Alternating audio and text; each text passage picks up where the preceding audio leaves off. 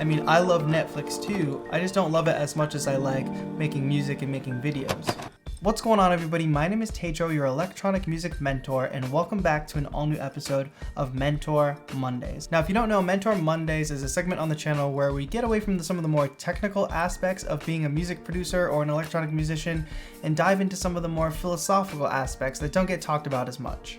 And if you haven't yet, click the subscribe button down below for more electronic music performances, tutorials, and content that's going to make you a more productive producer. But for now, let's get into Mentor Monday. Ever since I've had the channel, people have left me comments or sent me messages asking a couple different things. One major one I always get is, how do I get Ableton Live for free? Like, once I get Ableton Live for free, then I'll be a great beat maker. Or once I get that MIDI controller, I'll make fire beats. Let's take the example of trying to download cracked software for free. Now, I totally understand that software is very, very expensive and in some cases not very accessible to everybody. But I do think that if people took the same amount of time and energy spent into trying to find a cracked software license or a keygen and put it towards a way that they could earn some income so that they didn't have to do that, the two would probably balance out. Also, if you really want to be a music producer or an electronic musician, it's time to start thinking about investing in your craft. If you do want to be a beat maker and you're not even willing to shell out money for the software, something doesn't add up.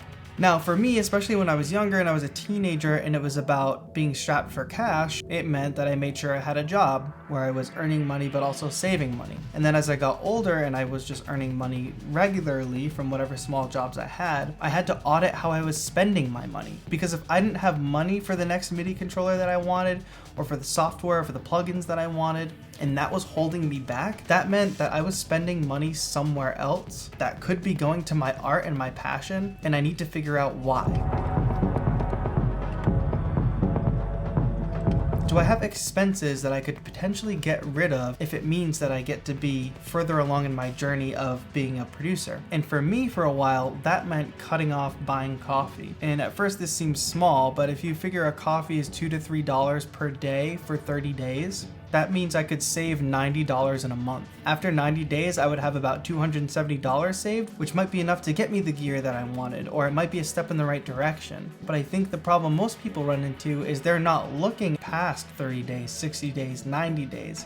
Maybe you can't have that thing right now, but maybe you can in 90 days, and that's really not that long. So you have to really audit your expenses and figure out where is your money going. And maybe money's not your issue. Some people complain a lot about time, and this is totally understandable. Some people are working full-time jobs or multiple jobs that require a ton of time and energy. For me, video games became a huge outlet. After working a long day or just feeling tired, I could decompress by playing video games. But what ultimately happened is my brain sort of got trained to just go to the video games anytime I was feeling down or tired or like I needed to decompress.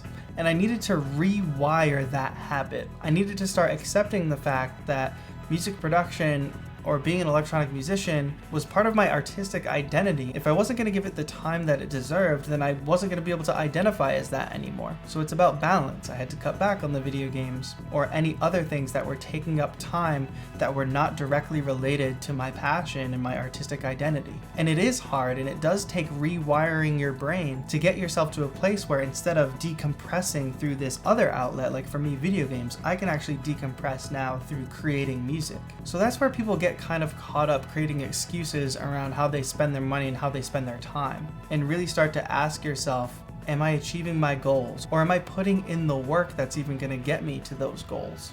I mean, I love Netflix too, I just don't love it as much as I like making music and making videos. But those are just my thoughts and opinions. Let me know what you think in the comments down below. Hope you enjoyed this episode of Mentor Monday. If you did, make sure you click that subscribe button for more electronic music performances, tutorials, and content to make you a more productive producer.